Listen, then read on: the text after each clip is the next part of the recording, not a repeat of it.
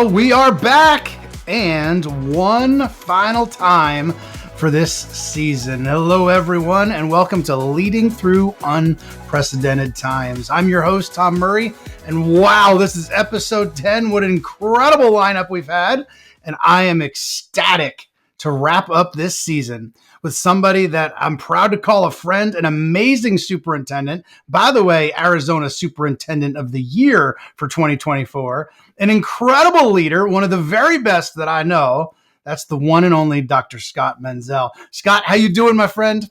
Well, it's great to talk with you, Tom. I appreciate your kind words, probably a little bit exaggerated there, but it's great to be on with you and talking about things that are important for the future of public education in this country. Thank you so much. And I'll tell you, I truly, I wanted to save you for last. I've seen your work up close. I've been to your district.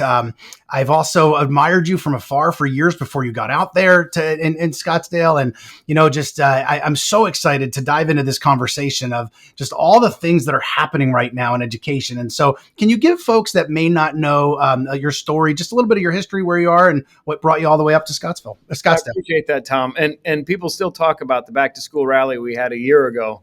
Because it was really powerful, and we were so happy to have you here and kicking off our real focus on Because Kids in Scottsdale. I mean, that really is our why, and it captures it perfectly. This is my 23rd year as a superintendent. I started first in a small 1,250 student school district in Michigan. Then I was superintendent of two different intermediate school districts before retiring from Michigan and coming out to Scottsdale. My background, though, was not in education.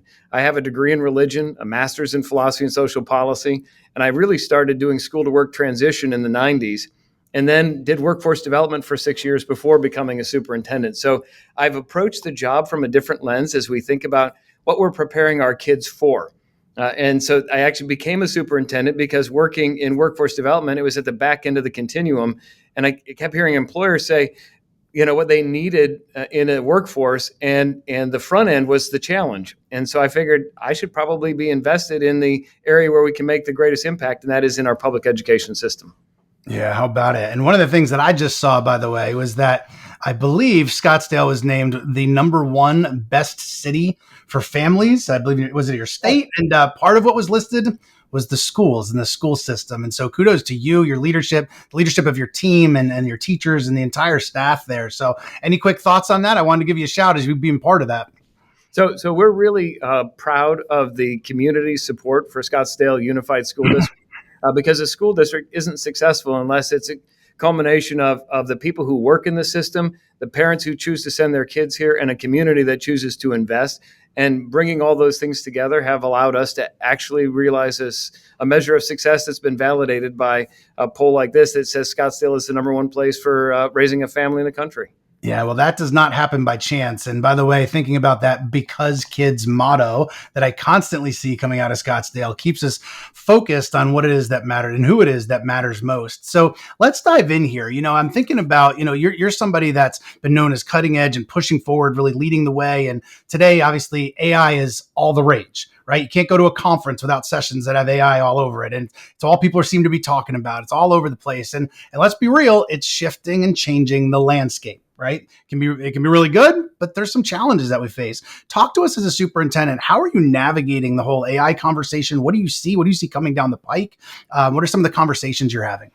So we started more than a year ago putting together a group of our leading thinkers within our system, people who are willing to innovate and play with the new technology, think about what its implications were, built guidelines for our teachers and our students with respect to red, yellow, and green related to using AI in the classroom environment. There are a lot of people who express fear and trepidation, but just like the calculator, we know that this is here to stay. So it's not if we utilize it, but how we utilize it to hopefully inform and improve our practices. So that group that's been playing with the technology, we dabble in ways that are pretty non-threatening. But then also think about, okay, how might this revolutionize and help us personalize education for every student? How might this ease the burden on our staff related to the amount of time it takes to meet the needs of all of their learners? And so I think That is one of the things that's really important. So when I think about the power of artificial intelligence, I don't want to cede the human part. So I think human, AI, human. What we bookend this, but where it can offload some of those things to free up time to really engage in personalization and connecting with the students in our classroom, I think can be pretty powerful. In my ideal world, before I retire, if we can find a way to restructure the learning environment so that our teachers are providing direct instruction not more than 80% of their work week, and they have at least the equivalent of a full day to engage in professional learning, student-centered planning, things that they do on evenings and weekends. That can create the kind of balance that will help us retain people in the profession longer. The rate of burnout is pretty significant, particularly since post-COVID, and I think AI represents an opportunity to create some balance for our teachers and our students that can be meaningful. Yeah, one of the experiences I've had in working with teachers in this area, and thinking you do have that fear factor of people saying like, no, lock it and block it. It has no place. Can't be doing that. And let's be real. Nobody wants somebody going to a chat GPT or some other engine and just asking a question, printing it out and turning in. We all recognize that's not good for anybody, right? However, as somebody that does, a lot of workshops with Future Ready, a lot of other things, what an opportunity looking at it from a teaching end to go in to use it as a thought partner to say, give me a different activity to be able to work with kids at this level where I'm including these three things just to give you ideas, right? I can think back to whether it's in the classroom use, constantly thinking to myself, like, well, what's a different way I could do that? And just kind of feeling like I'm running out of ideas. And I've found that to be a pretty non-threatening way to say, hey, as a teacher, there's an art to teaching and you've got your brilliance. But if I can add an additional thought partner, it's only going to make you better. And I think that's a great starting point there related to being able to connect with people and let the fear die down a little bit. We've got to navigate some of those pieces for sure. The other thing I'm thinking about, here we are as we wrap up this season, it's been a crazy few months politically. Regardless of what side of the aisle somebody falls on, there's a lot going on. Whether you're a teacher, I heard teachers recently saying, is this going to impact my job? How is this going to work? Boards having a lot of conversation, our admin having conversation and even things coming out of Washington, D.C., where we're located related to Future Ready. When I think about the political turmoil, for lack of a better word, one of the things that I really look to you often is how do you navigate the decision making? How do you navigate when, some people run into your office, I'm sure the sky is falling from one direction or from the other, the fear that comes out, the headlines that we see. And there's so much of that going on right now. As a leader, how do you help navigate all of that for your staff and for your community? So for me, it starts by being very clear on our why. And it is because kids. It's as a public education entity, we exist to ensure that our students have the highest quality educational experience that they can possibly have, that regardless of their family life, their circumstance of birth, any identity that they might bring to the table, uh, that's irrelevant to how do we engage them in meaningful learning opportunities where they can pursue their passions and achieve their full potential. And so I start with grounding all of the conversation in our why, and that hasn't changed. So all of the rest becomes noise that we have to navigate.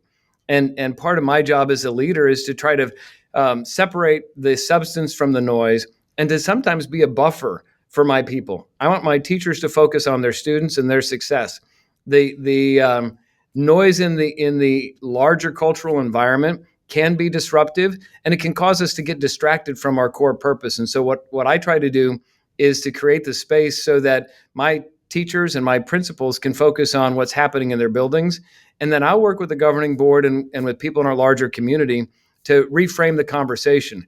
There are a lot of people who are against a lot of things, and I think we have to start talking about what we're for. We're for all students achieving their full potential.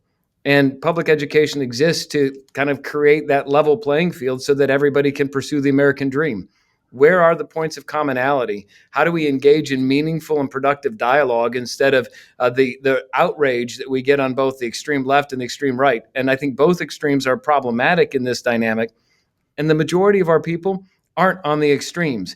They have a loud megaphone with social media and some of the platforms, but that's not where the majority of people are. So how do we create space for dialogue focused on our students and their success? Because I think we can find common ground more often than not. Yeah, and to build on that, I want to give All for Ed, our home organization, a shout out. As I was sharing with you before hitting record, we recently released a poll where post election, we polled Republicans and Democrats, just people across the country. We worked with a Republican pollster and a Democratic pollster, and we asked a lot of education questions about all the things that are out there.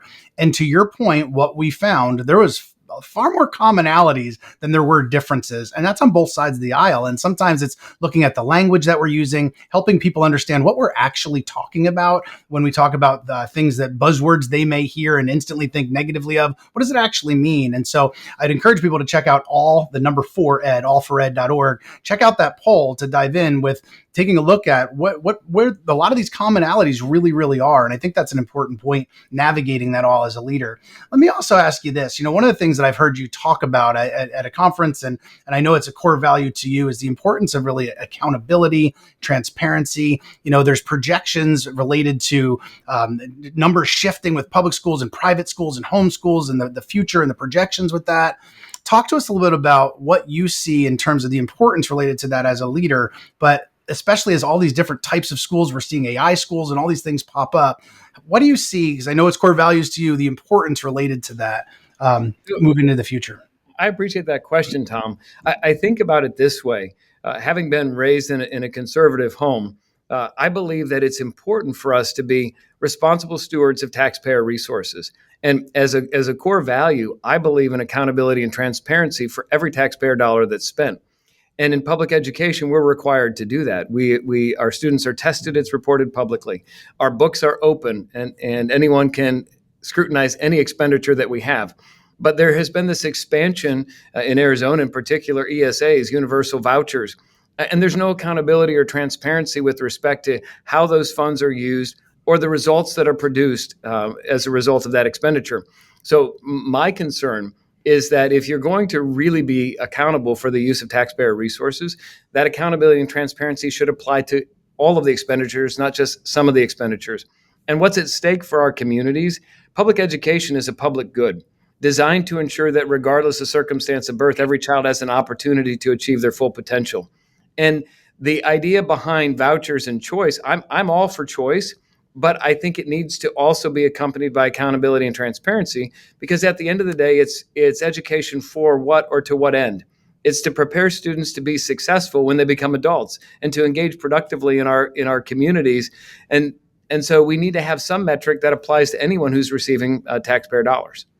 Yeah, so well said. I'm having flashbacks to when I was in a public school in Pennsylvania, and a lot of these places were starting to sprout up.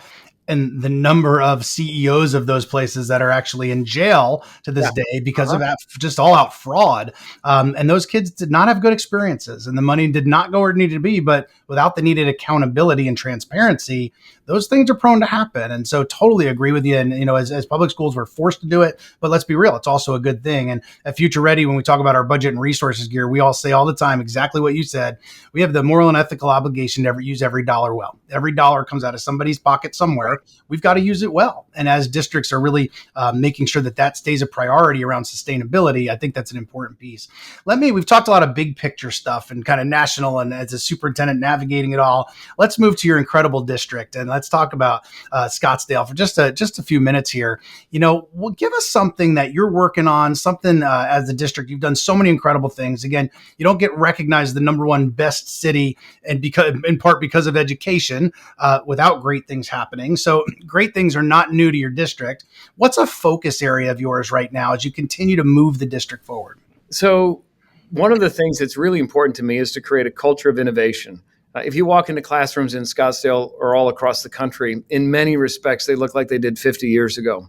But the world is changing at such a rapid pace that I really believe that we need to create a culture of innovation where the people who are working on the front lines with our kids are empowered to try new things and not fear for their jobs. The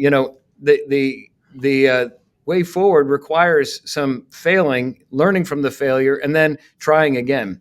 So we have created an innovation grant process where individuals can identify their theory of action, get some funding to support it, tell us how they're going to measure success. And then over time, we expect to be able to learn what are the things that really produce enhanced outcomes for students that we could scale. And we're early on in the process, but I want to start by creating a culture of innovation. I want my teachers to have the freedom to be able to do that, not to experiment on kids, but to identify better ways of doing things so that we can accelerate learning. That's part of our challenge, especially post-pandemic, is kids fell behind. We need to accelerate the learning. And I believe in the power of our teachers. They're committed to our kids and their success. And so I want to empower them to innovate. Well, I'm thinking about being there, and there's no wonder that I saw the cheering and the excitement and the beach balls and all the things that day when you work to create a culture that values people, that values the expertise of teachers, that values and also says to them, try new things, move that forward. And if it doesn't work, that's all right. Pick up the pieces. We're going to keep going. That culture of I gotcha versus the culture of I gotcha. Right. And I think that's an important piece related to that. So we love to end all podcasts since inception, and we'll do the same for this season here with one question. You know, we've got a lot of leaders, superintendents, principals, and some teacher leaders that listen to this podcast. And we love to wrap up with no matter where somebody is in their journey, their continuum, whether they're a 35-year superintendent, a first-year principal, or a fifth-year teacher, what's something on your heart right now, a message that you'd share with them, no matter their position, no matter how many years that they had, that you think they need to hear right now? For me, it comes down to one word, and that's courage. In the face of all of the things that are happening in the world around us, the work that we do is really important. And as leaders, and I would say that classroom teachers are leaders, building principals are leaders, our students can be leaders. We have to lean into our core values, what matters most, and that is valuing the dignity and respect of each and every student who comes through our doors, regardless of their family background, their circumstance of birth, their relative wealth and affluence or lack thereof.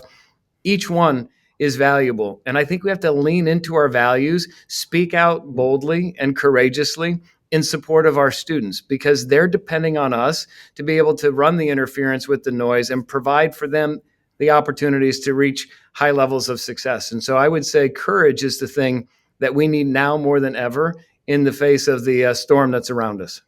My friend, those are some very powerful words, not just to wrap up the episode, but to wrap up the season. And if you were listening to the intro, I think you now understand why I shared that this gentleman right here is one of my favorite people on earth, but one of the most incredible leaders. Scott, I respect you as a leader. I'm proud to call you a friend. Scottsdale is so blessed to have you leading the way. Thank you for your time today. For the rest of you folks, thank you for tuning into this season. We encourage you to check out our next season, which we anticipate releasing in the fall of 2025. If you missed any of the 9 episodes, you can check them on our YouTube channel in the archive, on Spotify, or any of the other places that you're listening. Scott, my friend, thanks for wrapping up this season with us.